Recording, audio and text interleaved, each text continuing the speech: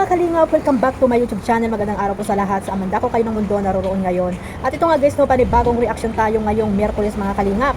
At dito sa Taiwan ay medyo maulan, no? Parang tag-ulan na rin dito ngayong buwan ng June mga kalingap. Same sa Pilipinas, ang pagkakaalam ko pag buwan ng May, June, July ay tag-ulan po dyan, no?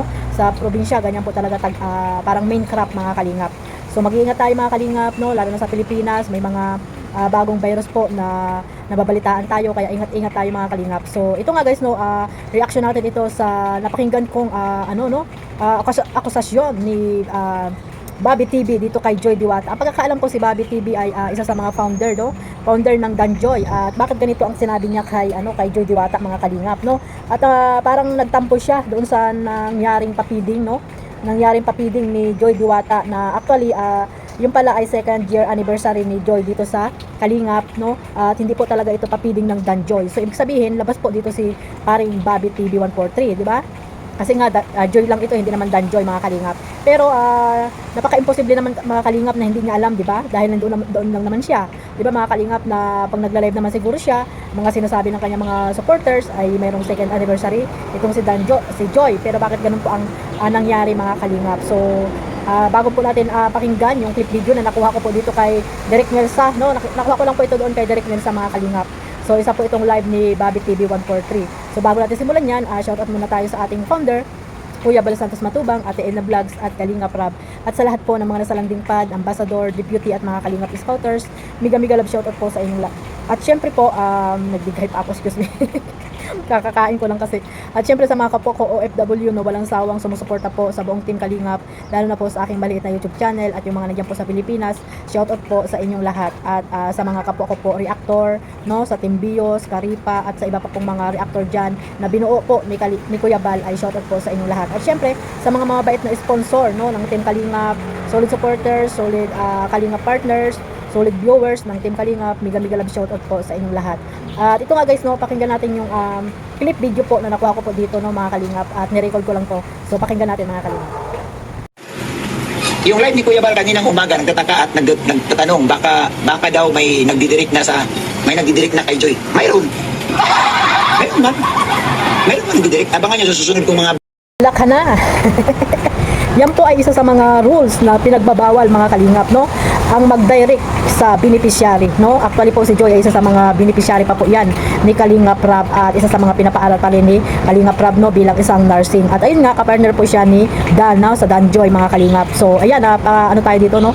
Napa-react tayo dito sa nangyari ito sa kay Joy mga Kalingap. At mismo ang kanyang founder, no, nasa Danjoy ang nagsabi na mula sa bibig ni Bobby TV 143, no, may akusasyon siya dito kay Joy Diwata na sabi niya nga ay tawag dito, may direct na sponsor dito kay Diwata mga Kalingap, at sa sunod daw na vlog niya ay malalaman nyo kung sino, no. Sana ay pangalanan mo yan Bobby TV, no, patunayan mo yan kung talagang totoo nga na mayroong tawag dito, mayroong nagda-direct na dito kay Joy Diwata na sponsor. Halaka na Joy Diwata, nako, isa yan sa mga ipinagbabawal, no, na mahigpit na ipinagbabawal dito sa ating Kalingap, no. Ito ay isang rules na pinagbabawal mga Kalingap na yung mga beneficiary po ay mag-direct contact dito sa mga beneficiary, yung mga sponsor. Ayan, so yan nga sabi ni Bobby TV ay si Joy daw ay nagda-direct na sa mga sponsor, or may direct na yung sponsor dito kay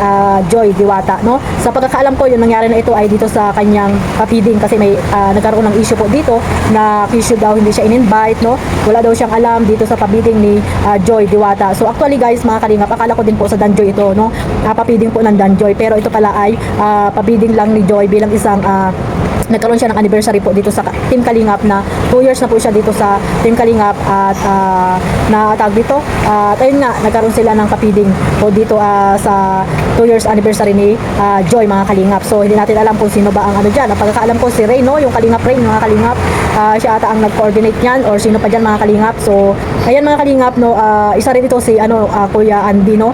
Kung hindi man si Bobby TV kasi founder ng Danjoy yan, so kahit hindi po siya ma-invite dyan ay okay lang. Ang ano po dito ay yung kanyang scouter, no, na si Andy Kayakap Vlog. Ito po talaga yung dito dapat na in-invite nila, kasi po si Andy Kayakap Vlog ang nag-scout po dyan kay Joy, no. Wala po kayo nakapanood ngayon kung hindi po sa kasipagan ni Andy Kayakap Vlog na nakita po si Joy doon sa sirang-sirang bahay dati po mga Kalingap. Kung sino po yung mga naka-update po dyan, no, nakasubaybay mula nung unang nakita po si Joy Diwata at hanggang ngayon mga kalingap. Nang dahil po yan kay Kuya Andy, siya po ang naka-scout po dyan kay Joy Diwata. At syempre, sa pamamagitan po ni Kalingap Rab, no, ay na lalong sumikat po itong si Joy at ayun nga nagkaroon siya ng love team. Nung una ay si David, pangalawa ay itong si Dan na ngayon ay sabi nila ay boyfriend na din ni Kalingap Dan itong si Joy mga kalingap. At ayun nga, no, sa madaling salita 2 years na siya dito sa Kalingap at nagkaroon nga syempre ng siguro kasiyahan, no, dahil siya ay nakaabot na ng 2 years at hindi po siya nagpapawakwak sa mga tawag dito sa mga sponsor na alam niyo naman na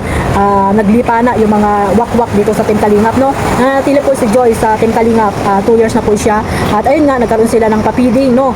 At ayun nagka-issue nga ito dahil nga ang founder daw dito ay hindi na-invite, yung scouter ay hindi na-invite at ito nga, no, ang isa sa mga akusasyon ni Bobby TV na dapat niyang patunayan niya mga kalingap dahil sabi niya sa sunod na kanyang vlog or live ay sasabihin niya, no, ang totoo kung ito ba ay totoo na si Joy ay may kausap ng sponsor mga kalingap. So abangan natin yan, no, mga kalingap, kasi dapat sabihin niya kasi nakakasira po yan kay Joy, maaring matanggal siya bilang isang beneficiary.